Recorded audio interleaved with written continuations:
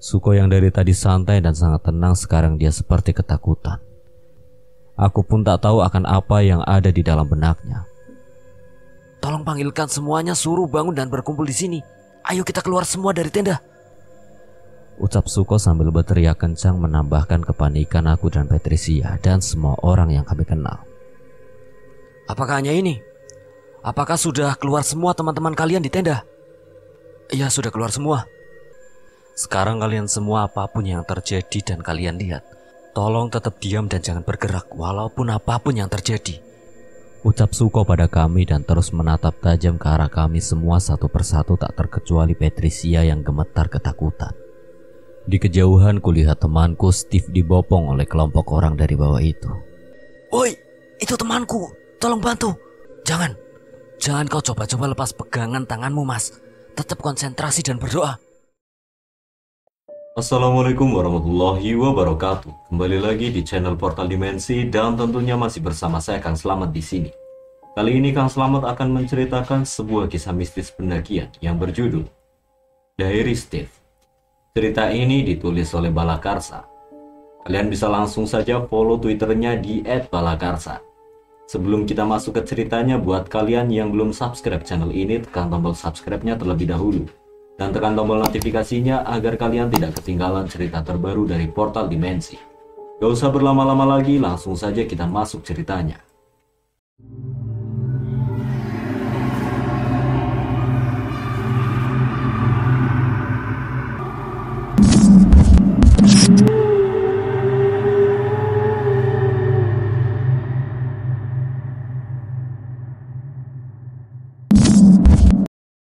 Ini adalah kisah lama, kisah veteran Mapala, kisah yang sangat pedih yang pernah saya dengar dari lisan langsung. Cerita yang sangat misterius akan teka-tekinya. Namaku Doni. Aku salah satu mahasiswa di perguruan tinggi yang ada di Jakarta. Aku ingin sekali menceritakan pengalamanku dengan sahabat kampusku yang telah lama meninggalkan aku, keluarganya bahkan semua yang ada di bumi ini, tanpa sedikit pun ucapan perpisahan. Aku memberanikan diri bercerita tentang temanku yang bernama Steve dan semua aktivitasnya yang tercatat di buku diary-nya. Semoga Tuhan menguatkanmu sahabatku. Pagi yang cerah, walaupun bosan selalu menggelayuti tubuhku. Kuseret tubuh ini menuju kamar mandi hanya untuk mencuci mukaku. Tampak kusut bukan karena tak tidur tadi malam. Namun aku sediakan ucapan wahai perempuanku di kala senja yang tanpa kata. Kau perempuanku, kau sakiti diriku melebihi apa yang aku rasakan selama ini. Tak tahukah kau bahwa aku sudah muak dengan kekosongan serta kebohongan dunia? Bagaikan bangkai yang larut dalam lautan lepas. Senin, kuberanikan diriku keluar rumah yang penuh bahagia. Rumah yang sekarang penuh lara. Pagi, aku menaiki Kopaja bobrok dengan sopir yang tak ada budi sama sekali. Dilibasnya semua jalan bagaikan sirkuit balap baginya. Bahkan tak heran bila Pak Tua pengemudi bajai orange itu marah karena ketololanmu wahai supir Kopaja. Nomor serinya bagus juga ternyata, karena sesuai dengan tarifmu yang serupa Rp300 saja. Kau sopir Kopaja yang congkak. Suatu hari Kopajamu akan hilang ditelan oleh kendaraan yang lebih mudah dan mewah. Kau akan dilibas oleh kendaraan baru seperti kau melibas Pak Tua itu dengan bajainya. Pagi ini kamu ada kuliah nggak? Tanyaku pada perempuanku penuh harap agar aku dapatkan perhatiannya lagi. Lo kan udah tahu kalau gue ogah sama lo lagi. Sana pergi sana. Ini udah zaman 80-an tahu. Kagak usah cari-cari perhatian kayak gitu lagi. Ucap perempuan pujaanku yang memalingkan muka masam dan pergi meninggalkanku. Kenapa semua orang yang aku sayangi menjauh dariku? Apakah karena sekarang aku cuma naik si biru orange itu? Apakah sebesar itukah cintanya padaku? Apakah perlu aku naik mobil Corollaku agar engkau perempuanku mau menyayangiku? Nestapa. Hanya buku diary ini yang dapat membersihkan kotoran-kotoran itu. Hanya diary ini yang mampu menerima semua keluh kesahku. Hai Steve, lo kagak ikut ke Semeru? Kalau lo emang mau ikut nebeng doku gue nih, ucap Doni padaku penuh harap. Gue udah kagak ada doku, Bung. Udah miskin kayak lo pada. Bokap gue udah ninggalin kita semua keluarganya. Jawabku pada Doni. Apa lo kata, Bung? Bukannya lo orang kaya 7 turunan? Turunan kali. Hahaha. Maaf. Gue tahu kok lo udah miskin, tapi tenang. Lo masih punya Doni yang super kaya ini sebagai temanmu. Ucap Doni seperti biasa, riang dan selalu menenangkanku. Selain buku diary ini, hanya Doni yang selalu mensupport diriku. Dia memang anak orang kaya, tapi dia lebih miskin dariku. Dulu 1 semester yang lalu, 1 semester sebelum papa digondol perempuan itu. Perempuan yang menghancurkan masa depanku serta rumah tangga ibuku. Andai saja tidak ada hukum di negara ini, sudah kubunuh saja perempuan itu beserta papaku yang telah menelantarkanku. Biarlah hanya diary ini yang tahu akan busuknya hatiku pagi ini. Gimana, Bung? Lo ikut aja udah. Ya hitung-hitung lo bisa ngebasuh kepalamu dengan embunuh Hameru. Rayu Doni padaku. Sulit memang bagiku dengan segala kemewahan dan keuanganku waktu itu. Aku bisa saja mengajak satu kelasku gratis ke Semeru. Namun sekarang aku membayar tiketku saja tak mampu. Malu bercampur sedih ada pada dadaku. Sudah miskin, ditinggal pacar, gak bisa menyalurkan hobi lagi. Bagiku perempuan adalah segalanya, namun bagi perempuan-perempuanku, aku sekarang hanya seonggok daging dengan baju bekas orang kaya yang selalu naik kopaja. Gerutuku akan nasibku dengan segala keburukan yang aku alami. Sudahlah Steve, gak usah melamun gitu. Gue dulu juga sering lo bayarin kan. Nah, sekarang giliran gue bayarin lo, oke? Ucap Doni padaku. Kapan berangkatnya, Bung? Ntar kalau emang mama ngizinin, gue langsung hubungin lo deh. Oke, Bung, gue tunggu ya. Jawab Doni. Seharian aku di kampus tanpa mengisi lambungku ini, bagaimana diisi? Buat naik kopaja saja aku bingung. Sungguh nasibku sangatlah memprihatinkan karena ulah papaku si buaya darat itu. Aku berjanji akan membuatnya menangis terseduh-seduh di bawahku. Masih di bulan yang sama, bulan di mana para pendaki akan berbondong-bondong memanjakan mata dan hatinya. Di bulan itu akhirnya ditentukan keberangkatan kami menuju Mahameru. Bung, gue cuma bawa perlengkapan ini aja, gak ada duit buat beli bahan makanan. Kalau minta punya lo, boleh gak? Pintaku pada Doni. Doni memang bagaikan penyelamatku. Dia sudah mempersiapkan kebutuhanku dan memberikannya padaku secara cuma-cuma. Kami berangkat bukan berdua saja, masih ada 4 orang lagi. 2 orang dari satu fakultas dan 2 lagi dari Bandung, sahabat sesama relawan dan aktivis. Di stasiun Pasar Senen kami sudah beli tiket pulang pergi ke stasiun Kota Baru Malang. Hari yang menjemukan bagiku. Bagi orang kaya yang tiba-tiba miskin. Tapi agar tidak mengecewakan teman-temanku, aku selalu bersikap ceria walaupun sikap ceriaku hanya fata morgana bagiku. Baginya dan bagi kedua orang yang merasakan nestapa dan nelangsa di rundung duka. Gerbong ekonomi. Ya, hanya gerbong ekonomi ini sama persis dengan kopaja penghantar kuliahku. Masih sama-sama janggal bagiku. Selama hidupku aku gak pernah naik kopaja. Selama hidupku baru kali ini aku merasakan keekonomian dari akomoda berjalan besi ini. Padahal dulu tak akan kubiarkan ingatan tentangku dengan semua kekayaan papaku. Perjalanan yang melelahkan kami lalui bersama. Ada teman dari Bandung menyanyikan lagu kisah cinta dari surga pada bidadari nirwananya. Lagi-lagi keluhku akan sikap dari perempuanku yang tak ku tahu arti dari rasa cintanya padaku. Aku selalu memanjakannya. Aku jadikan dia sebagai permaisuri raja. Namun apalah daya, sang raja telah kalah. Kalah dengan gemerlapnya dunia. Dengarkanlah nada melodiku dengan suara rintih hati kosongku akan semua rasa cintaku. Ku ingin ku gandeng tanganmu. Ku ingin ku bawa kau ke angan dan khayalanku. Ku ingin berjalan di atas awan bersamamu.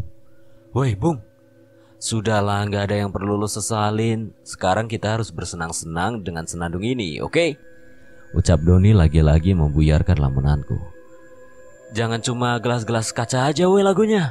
Bikin si Steve nangis saja. Ucap salah satu temanku yang lain.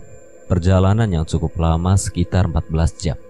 Kita di atas kotak besi ini tak jarang juga penjual asongan selalu hilir mudik mengais rezeki dengan menjajakan dagangannya.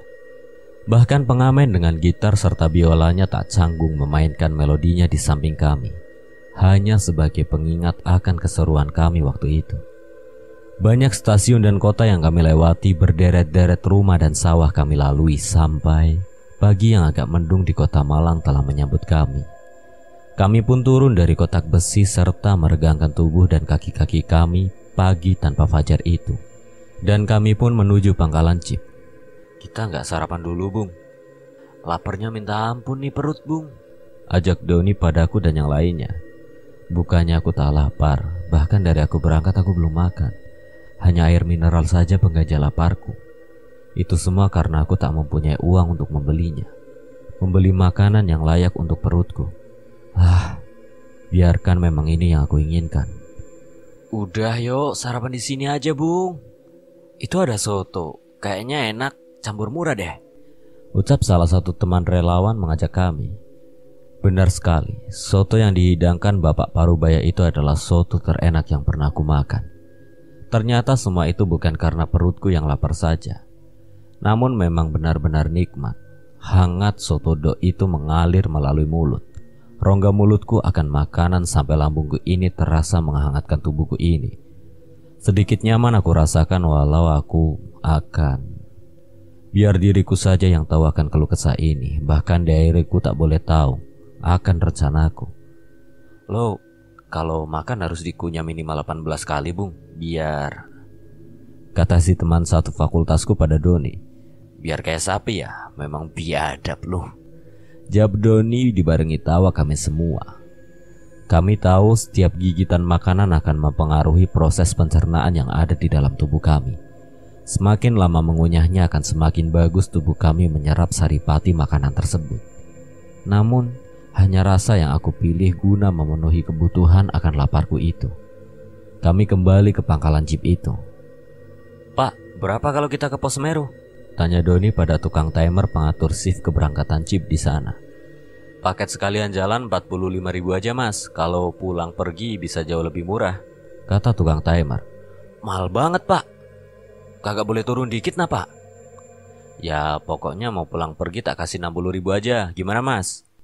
Tukang timer menurunkan harganya. Ya udahlah kita ambil, Pak.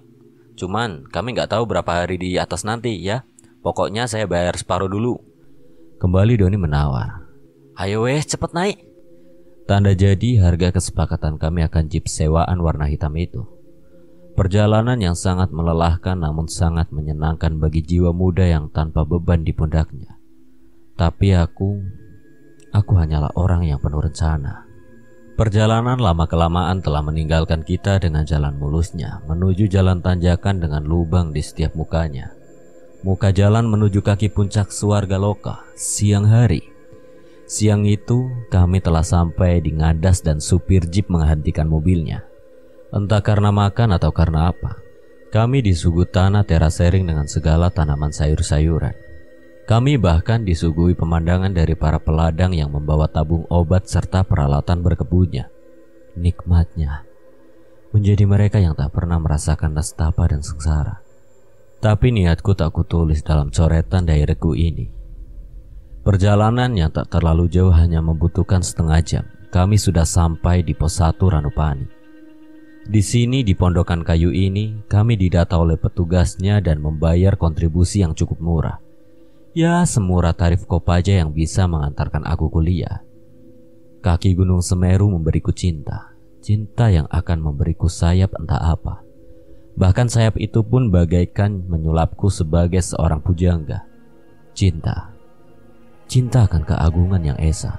Cinta bukan hanya fata morgana. Cinta akan syair dan sajak seorang tanpa dan harus berjuang hilangkan nestapa.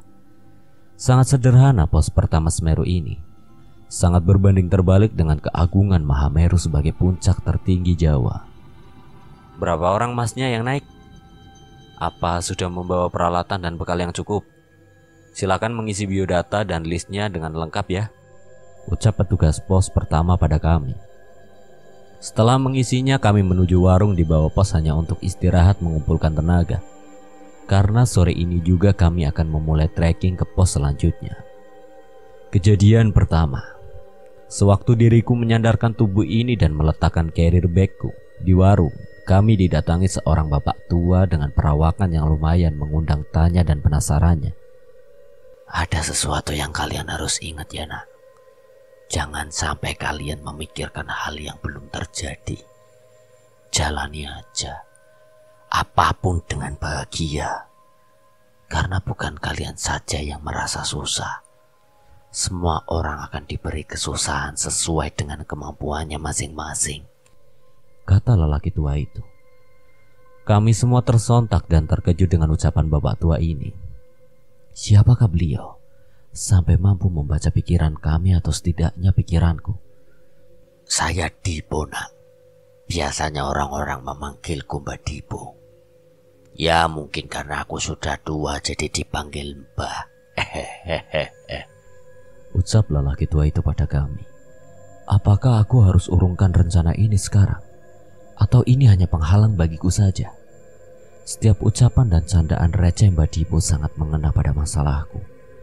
Beliau seakan tahu apa yang akan aku perbuat. Bahkan setiap guyonannya aku abadikan di buku diariku ini. Zaman semono, untuk mendapatkan makanan dan kehidupan saja sudah sangat sulit. Kok ya sekarang yang sudah enak malah kepengen pada mati?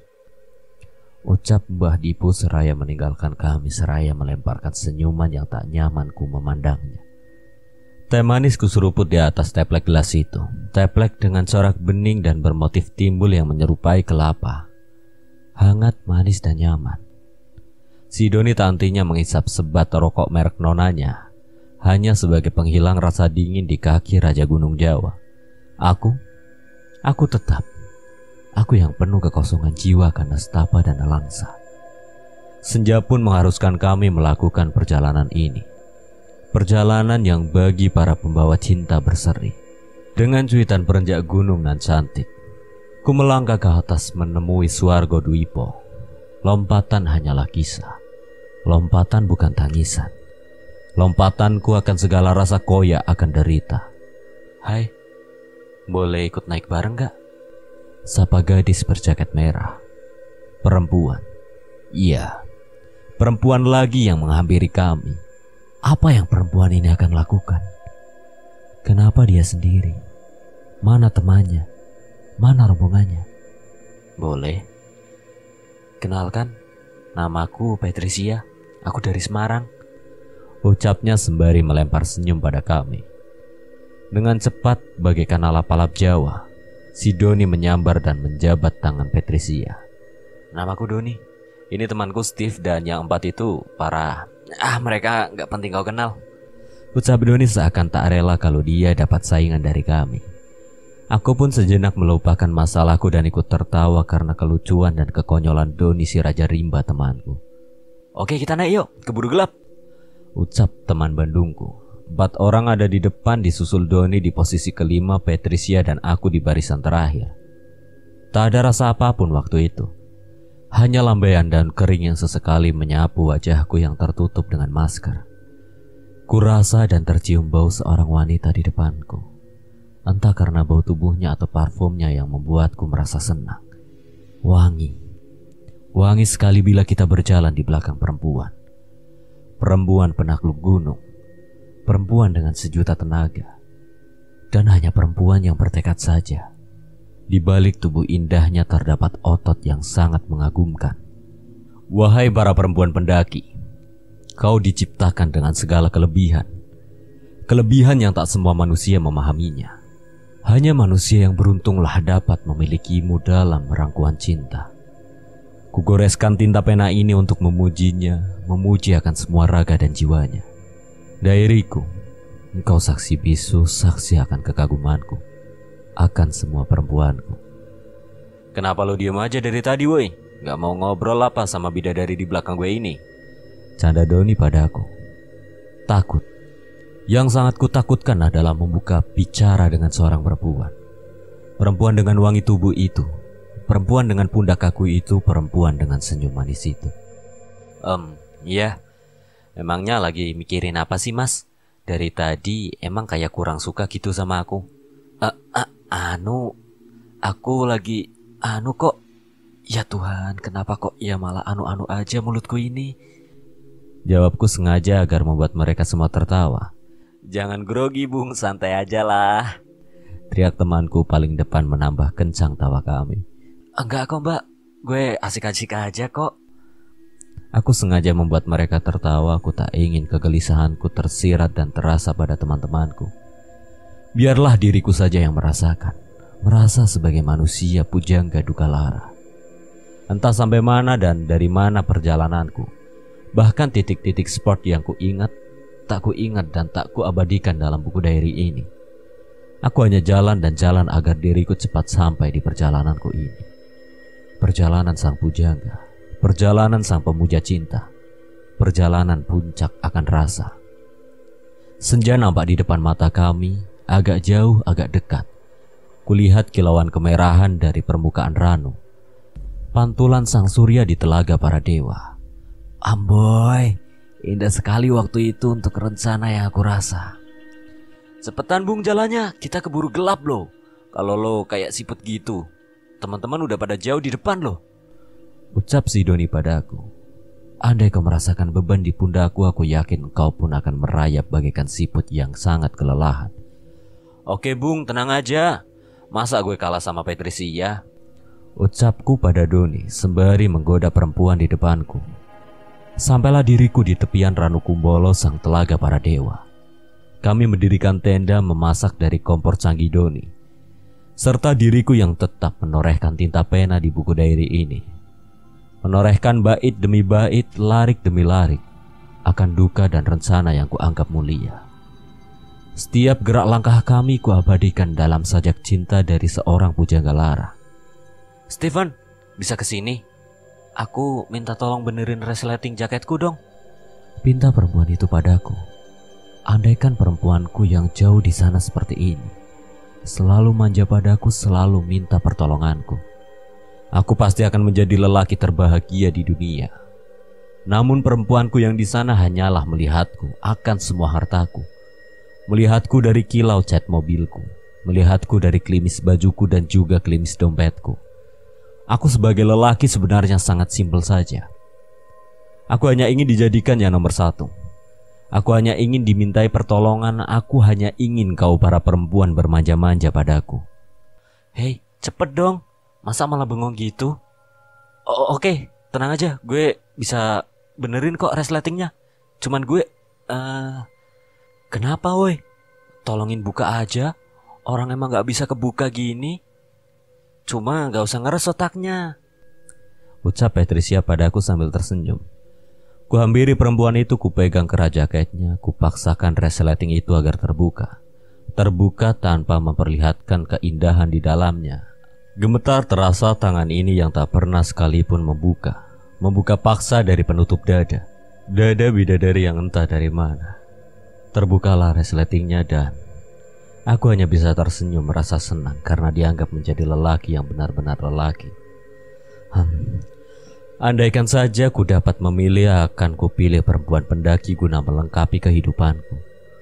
Buku diary Steve sudah tak ada catatan lagi, sejauh itu saja. Namun aku bisa menceritakan apa yang kami lakukan di Ranu Kumbolo dan selanjutnya. Aku memperhatikan Steve dengan sangat bahagia waktu itu. Tak ada bekas kesedihan yang terlihat di gurat wajahnya. Bahkan aku melihatnya terkesan bahwa Steve sudah melupakan semua beban hidupnya. Wah, ini anak memang perlu asupan perempuan sepertinya. Kejadian membetulkan resleting Patricia seakan menyapu kenangan akan semua beban di pundak sahabat malangku ini. Semoga dengan basuhan serta dingin segar Ranu Kumbolo dia akan kembali ceria dan kembali seperti sedia kala. Maaf Steve, maafkan temanmu ini. Teman yang akan membuka diarimu. Teman yang akan selalu mengenangmu akan keberadaanmu sebagai salah satu pengagum Mahameru, sang raja Gunung Jawa. Ku ingin memang sahabatku ini merasakan kebahagiaan walaupun aku tahu aku tak akan mampu bila diriku ada di titik itu. Sebuah titik di mana semua akan menguras tenaga, bahkan semua keegoisan tak akan mampu untuk menghapus bahkan melenyapkannya. Ya, rasa sedih, Andaikan bumi tak lagi bundar, andaikan awan tak lagi berwarna, bahkan andaikan lautan tak menampakkan gelombangnya, tetap akan menggambarkan kesedihan. Ayo Bung, kita makan. Biar gak kurus itu badan lo yang gembul itu, ucapku pada Steve. Anggukan kepala, ya, hanya anggukan kepala dengan model dagunya itu yang diberikan kepadaku. Semua kuberikan hanya untuk membuatmu bahagia, sahabatku. Semua kuberikan agar kau tahu bahwa ada seorang Doni di sampingmu. Setelah makan kami semua saling bercengkrama membicarakan masa depan kami setelah tempuh dunia perkuliahan dan dunia dengan semua keangkuhan. Celana cutbrayku telah basah akan embun Mahameru. Butiran embun telah berubah menjadi salju bagaikan kristal yang turun dari surga. Lo gak diingin Bung, itu ada sebat kalau lo mau. Aku sebenarnya tahu kalau Steve tak merokok, sebab aku sendiri yang mengantarkannya untuk check up di unit radiologi di salah satu rumah sakit di sebelah kampusku. Tapi siapa tahu, dia akan menghisapnya. Aku berharap bisa menghilangkan duka lara di dadanya. Bujuk rayu hanya kulakukan agar dia selalu bahagia, karena hanya itu yang bisa kulakukan baginya, sahabatku, dengan penuh duka lara. Pagi pun memberikan kenangan indah pada kami. Sinar fajar terlihat di celah belahan sang ranu. Ini pengalamanku pertama kali di Ranu Kumbolo pagi hari. Sangat indah. Ayo kita teruskan perjalanan kita Bung. Sudah lumayan dekat sepertinya, ucap Steve padaku. Aku memang belum pernah menaiki Semeru, namun aku sadar kalau puncak masih jauh dan sangat jauh. Kenapa dia mengatakan dekat padaku? Aku bersihkan bekas sampah kami. Aku masukkan ke tas sampahku. Kurapikan semua peralatanku dan kami melakukan perjalanan lagi. Perjalanan menuju pos Cemoro Kandang yang ada tanjakan cintanya serta melewati Ororombo. Aku yang tetap berada di posisi tengah melangkahkan kaki seraya memandang terus ke depan. Ada seruan kecil dari belakangku. Bung, jangan sampai lo lihat ke belakang. Ntar lo gak punya pasangan sejati lo. Suara Steve yang masih seperti kemarin. Oke Bung, gue gak akan menoleh ke belakang. Tantangan juga sih buat gue. Dan harusnya lo lihat belakang, jawabku sambil nyindir Steve. Perjalanan kami lalui tanpa banyak rintangan, hanya ocehan dan guyonan receh yang kami lakukan untuk mengusir rasa pegal di badan. Sekitar kurang dari 1 jam kami melewati tanjakan cinta dan padang sabana yang penuh dengan ilalang. Pohon perdu memanjakan mata kami karena pada bulan itu bunga nan indah disuguhkan dari tanaman itu. Indah namun... Woi Bung, jangan sampai tergores atau lo makan bunganya ya. Itu bisa mampus lo nanti, teriak teman kami paling depan. Emang tumbuhan apa Mas? Kok aneh bisa mematikan begitu? Tanya Patricia. Loh, kamu belum tahu ya? Itu Frabena brasiliensis Mbak, ucap ketua rombongan kami di depan. Kami memilih jalur bawah ketika berada di Cemoro Kandang dengan kecantikan bunga Frabenanya. Pegal dan sakit mulai terasa di jemari kakiku. Namun semua sudah terbayar separuh dengan keindahan bunga yang katanya mematikan itu. Siang hari kami sudah mulai menemukan pepohonan tinggi dengan trek jalan yang amazing. Tertawa bila ku ingat kata itu, karena kata itu tak standar sekarang, atau sekarang pun tak akan terkenal bila kata itu tak diviralkan oleh anak atau bahkan cucuku kini. Cemoro Kandang sangat membuatku terpesona akan setiap tiang pancang dari tingginya payung hutan. Ingin ku genggam tanganmu wahai sahabatku. Kau ingat lagu itu dinyanyikan oleh salah satu penyanyi itu, yang terasa riang namun menyuguhkan kebimbangan. Kebimbangan akan kehilangan sebuah persahabatan. Sudahlah. Akan kuukir ini sebagai satu ketidakberdayaanku. Maafkan diriku sahabat. Akan kulupakan keluh kesahku pada tulisan ini. Tulisan Doni sahabatmu yang tak pernah menganggapmu. Mati. Si Steve di mana Bung? Kok gak kelihatan? Ucap ketua rombonganku. Terkejut aku bukan main. Bahkan Patricia pun tak kuasa menahan keterkejutannya. Padahal tadi aku tuh masih ngerasa kalau di belakang ada Steve, ucap Patricia kebingungan. Hilang. Temanku, sahabatku hilang tak kemana. Dan hanya bingung berjuta bingung semua sahabatku di sini yang mencari keberadaan Steve. Apakah tak ada kejanggalan? Tentunya masih banyak kejanggalan itu yang harus aku ungkapkan dari setiap gores tinta di buku diary ini. Siap. Apakah sesiap ini diriku, wahai sahabatku? Tetap ku coba melihat, membuka semua lembar diary ini. Kapan dan kenapa bukumu ini ada padaku, wahai temanku? Akan dan akan tetap kutuliskan dalam torehan tinta penaku, wahai sahabatku. Kemana dia, Mas? Ucap Patricia menambah kepanikan kami berlima. Tenang.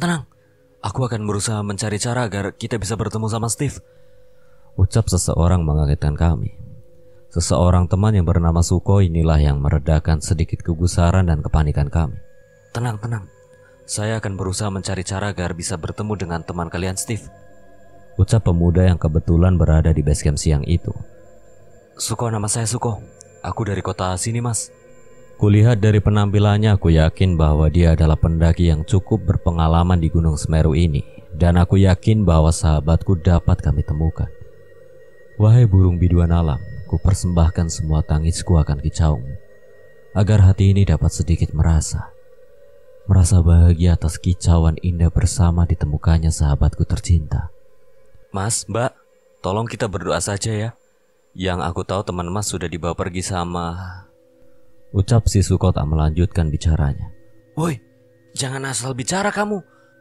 Mencari saja belum kamu lakukan kok sudah berani kamu bilang kalau teman kami. Apa yang akan kamu ucapkan tadi? Marahku pada Suko yang tiba-tiba mengucapkan kata-kata yang membuatku gusar.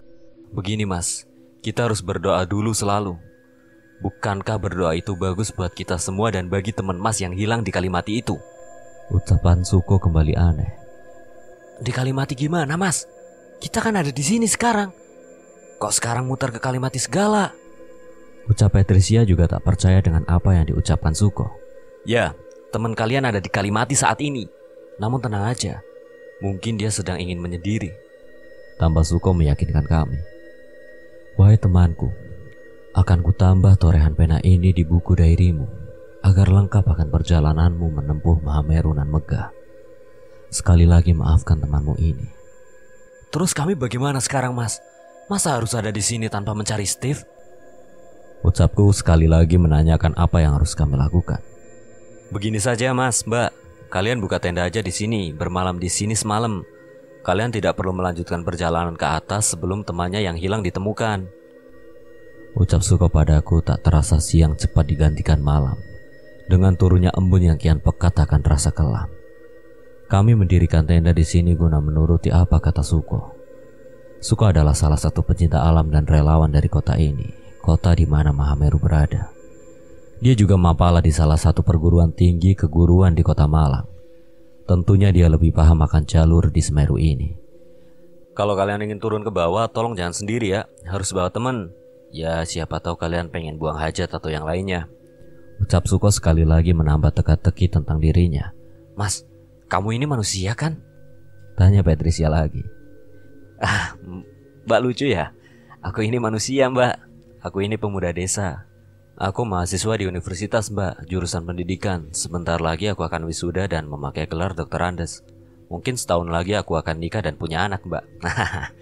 Ucap Suko menerangkan siapa dia dan biodatanya kepada kami seraya tertawa. Memang di era 80-an tak banyak pendakian di Semeru. Hanya beberapa orang saja. Maka tak heran kalau kami hanya bertemu dengan Suko dan 4 orang teman lainnya dari Malang. Pokoknya kita tunggu sampai pagi. Kita tak boleh gegabah mencari di malam hari, terlalu beresiko. Ucap Suko sekali lagi sambil membuat perapian di samping tendanya. Malam penuh rasa akan penantian. Aku Doni akan berusaha mencarimu nanti teman. Ketika mentari pagi telah membersihkan kabut di setiap rongga Semeru ini. Itu janjiku teman. Sempat ku dengar beberapa teman saling bersengkrama dan saling membicarakan rencana penelusuran dan pencarian Steve pagi nanti. Namun aku tak sanggup untuk berkumpul dengan mereka. Hanya air mataku ini yang menemaniku sepanjang malam. Memang Mas sudah sering ya naik ke Semeru? Ucap Patricia penuh dengan cemas. Ya lumayan lah Mbak, kalau liburan habis final biasanya kita ke sini. Ucap Suko ku dengar di luar tenda dan diriku yang ada di dalamnya. Apakah banyak ya Bung yang tersesat di sini? Terus biasanya karena apa? Tanya temanku dari Bandung kepada dia. Ya, dia Suko. Sebenarnya Semeru tak semenakutkan yang kalian pikirkan. Di sini sama layaknya dengan gunung lainnya. Asal kalian ngerti aturan yang sudah diberikan waktu pendaftaran di pos pertama. Aku yakin tak akan terjadi apa-apa dengan kalian. Pagi masih lama terasa kala itu. Sebagai teman sudah banyak yang tidur guna mempersiapkan tenaga untuk pencarian besok pagi. Hanya Patricia saja yang aku dengar masih bercakap-cakap dengan Suko malam itu. Malam yang penuh bintang. Malam yang penuh ketidaknyamanan. Di bawah itu apa ada namanya, Mas? Ya, di bawah adalah sumber manik. Biasanya kita menggunakan sebagai tempat buang hajat dan ya, kalau ada dan kalau keluar airnya dari sumber itu kita bisa ambil air dari situ. Cuma jangan sekarang, Mbak. Takut ada binatang buas. Malam semakin larut namun mataku tak dapat kupejamkan. Aku Doni si Raja Rimba cengeng. Umpat dari dalam hatiku pada diriku sendiri. Aku keluar dari tenda hanya sebagai cara melepas kecemasanku yang semakin lama semakin memuncak. Sebentar lagi ada rombongan dari bawah, Mas, Mbak. Tolong tidak usah disapa ataupun dihiraukan. Ucap dan pinta Suko padaku yang bahkan masih berdiri di dekat perapian itu. Kaget dengan apa yang dia ucapkan, namun aku berusaha tak bertanya macam-macam. Kududukan tubuhku dekat perapian agar semua hangatnya merasuk di setiap relung jiwa. Benar saja. Selang beberapa menit aku melihat ada sekitar 15-an orang dari bawah membawa sebuah bungkusan besar. Apa yang mereka lakukan? Apa mereka semua porter yang sengaja membawa peralatan untuk penelitian di Semeru? Kubebaskan. Ayo bebaskan dia. Sekelompok orang menyerukan semua kata-kata yang tak ku mengerti. Suko mulai beranjak dari tempat duduknya, entah mau melakukan apa pemuda itu. Menengoh, jangan sampai mengganggu teman-temanku. Ucap Suko entah kepada siapa. Ditebasnya Edelweiss di sisi kanan kami yang tak ku tahu kenapa bisa tumbuh di sini. Bukannya bunga itu hanya tumbuh di ketinggian sana. Dibakarnya dupa yang wangi dan semerbak menyeruak di seluruh hutan Semoro Kandang ini. Mencekam. Udara mulai tak memberi timbangan manis pada kami. Udara mulai meliukan hembusannya melalui kami. Kencang dan lama-kelamaan semakin kencang dari arah utara menuju puncak Semeru. Sang Mahameru mengeluarkan suara bisingnya. Suara batuknya dan suara yang maha dahsyat berkali-kali kami dengar beserta ledakannya. Kembali lagi aku lihat kelompok orang dari bawah berlarian sambil mengucap kata. Makan, makan, makan. Apa yang dimaksud dengan kata itu? Suko yang dari tadi santai dan sangat tenang sekarang dia seperti ketakutan. Ketakutannya yang entah apa. Aku pun tak tahu akan apa yang ada di dalam benaknya. Tolong panggilkan semuanya, suruh bangun dan berkumpul di sini. Ayo kita keluar semua dari tenda. Ucap Suko sambil berteriak kencang menambahkan kepanikan aku dan Patricia dan semua orang yang kami kenal. Apakah hanya ini? Apakah sudah keluar semua teman-teman kalian di tenda? Iya, sudah keluar semua. Jawabku penuh cemas dan tanya. Rong-rong asem. Jayaning menungso kang moho kuwoso, lemah tekane raga, surya tekane nyawa. Landhep jagat-jagate menungso aja landhep marang jagating demit sing gawa lara lan ala. Rapalanku rapalan donga-dongane anak saka bapa biyunge. Gusti Pangeran Maha Agung agung ing marang anakmu saka lan anak sak kekancane. Aja demo aja nggodha panganan sing kudu mok pangen, untalen sing kudu mbok untal, cecepen sing kudu mok cecep. Mung aja sampe ngrusak-ngrusuk jabang bayiku teko alam donya. Demit dadi demit menungso tetep menungso. Badanku gemetar tatkala melihat Suko merapal mantra itu. Apakah dia benar-benar seorang mahasiswa yang katanya generasi akademik? Tapi kenapa dia bagaikan sudah hafal di luar kepala setiap ucapan mantra itu? Doni, kenapa kamu yang anak metropolitan begitu dangkalnya akan semua ini? Apakah aku harus menambah pengetahuanku sebagai seorang aktivis dan pecinta alam? Dalam ketakutan dan kegentingan yang mencekam, kami semua orang di kelompok kami saling berpegangan tangan sambil terus berdoa agar keselamatan kami selalu dilindungi oleh Tuhan. Sekarang kalian semua apapun yang terjadi dan kalian lihat, tolong tetap diam dan jangan bergerak walaupun apapun yang terjadi. Ucap Suko pada kami dan terus menatap tajam ke arah kami semua satu persatu tak terkecuali Patricia yang gemetar ketakutan. Di kejauhan kulihat temanku Steve dibopong oleh kelompok orang dari bawah itu. Temanku dibawa ke atas. Woi, itu temanku, tolong bantu. Ucapku dalam kekhawatiran, kebingungan dan ketakutan.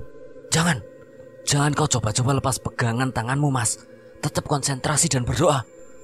Sanggasuko seraya meneriakkan suaranya padaku. Takut. Aku sangat takut. Bahkan untuk melepas pegangan tangan di antara kami saja aku tak berani.